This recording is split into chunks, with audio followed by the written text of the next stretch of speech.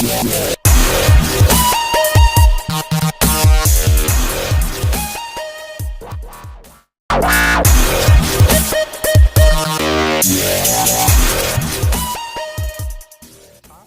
is the best Android phone that has ever been made.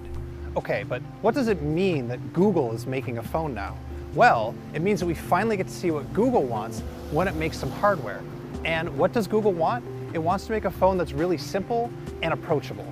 Every phone these days is made out of just metal and glass, but Google's take is really simple and utilitarian. It comes in two sizes, 5 inches and 5.5 inches, and they feel pretty good to use even though they're a little bit thicker than you might expect. There's also this glass shade on the back, which, I don't know, it's there for maybe antenna reception and to help you know which way is up. It's fine. There's also a fingerprint sensor on the back, which is where I prefer a fingerprint sensor to be. It's way more comfortable to use, except when it's sitting on a table. Now, there's only one speaker, but it's really loud. It's here on the bottom. And also on the bottom, of course, you'll find a USB-C jack, and of course, there's a headphone jack on the top. Overall, the Pixel just doesn't feel techy like a Samsung phone. It just feels like a smartphone. And it feels a lot like that smartphone, the iPhone. Like I said, Google wants the Pixel to feel familiar. Inside, it's powerful. Google really wanted this thing to be a top-tier phone. So there's a fast Snapdragon 821 processor, 4 gigs of RAM, and 2 storage options, 32 or 128 gigs.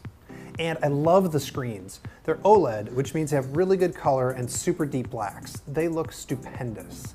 And the Pixels are faster and way more responsive than any Android phone I've ever used. I also really like that the small one is just as powerful as the big one. Now, because Google can control both the hardware and the software, it can optimize a bunch of stuff, like battery life. The battery life is stupendous. I'm getting about 2 hours more on the Pixel than I ever got on an iPhone or a Nexus phone. But you pay for all that power and design. It starts at $649 for the small one, and it goes all the way up to $869 for the Pixel XL with 128 gigs. But my main takeaway for this is that it is a top-tier phone, but it's not like some precious piece of jewelry. It's a phone, and you're meant to use it, so Google made it feel normal. Really, my only problem with the hardware is that it's not waterproof. The other super important reason that Google had for wanting to make its own phone was being able to fully control the integration between the hardware and the software. And there's no more important piece of software on this phone than the Google Assistant. The idea is simple.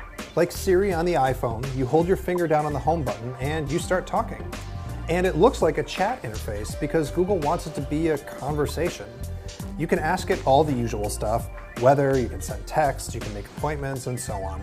But it's smarter about follow-up questions. It remembers what you're talking about. When do the Vikings play next? The Minnesota Vikings will play the Philadelphia Eagles on October 23rd at 1 p.m. Who is their quarterback? Teddy Bridgewater, Sam Bradford, and others are quarterbacks for the Minnesota Vikings. It even knows what you have on the screen. Who's the cast for this TV show? The cast of *Halt and Catch Fire* includes Lee Pace, Mackenzie. Show me pictures of him. Check out these pictures of Lee Pace. It can open some apps like Spotify and OpenTable, but it doesn't work with a lot yet. That's not coming until later this year. And like all assistants, this assistant sometimes is kind of dumb. When is the next presidential debate? The third presidential debate is on Wednesday, October 9th. Put that on my calendar. When is the event? When you just told me. Sorry, what's the day and time? You're not very smart, are you? The Assistant still has a ways to go, but it's probably the best that's out there right now. That just doesn't mean that it's amazing. There are some other custom software bits to talk about. The launcher is new, it's got round icons, and you swipe up to see your apps, like this. You can also long press on icons for shortcuts, like this. And it comes with 24/7 phone or chat support, including screen sharing if you need extra help. But the clearest example of software integration is actually in the camera. Google says that this is the best camera ever put in a smartphone. And it's really good, but I don't know about the best. There is a lot of technology in here though. It's a 12 megapixel shooter on the back, and the pixels are really big for good low light images. And there's also phase detect autofocus and lasers for autofocus. The one thing it doesn't have is optical image stabilization, which for people like me with really shaky hands is kind of a bummer. But the proof is in the pictures, and I gotta say, I'm pretty impressed. First of all, this camera is really fast. It shoots in HDR auto mode by default, and usually that slows the camera down on Android, but here it's fine. And the pictures that come out are pretty good. They're ready to post. They're not quite as true to life as the iPhone 7, but you know what? Maybe that's okay. At this point, it's more about your photographic preferences than it is about any one camera being the best. This camera is in the same ballpark as the Galaxy S7 and the iPhone 7, and that's really impressive.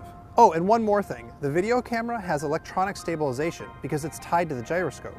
So if I'm shooting a video and I'm kind of shaky, the end result still is pretty stable. But maybe the best part is that everything that you shoot on the Pixel gets stored in the cloud for free at full resolution forever. Okay, so this is what it means that Google is finally making its first ever phone. Good hardware, a pretty smart assistant, and a really good camera.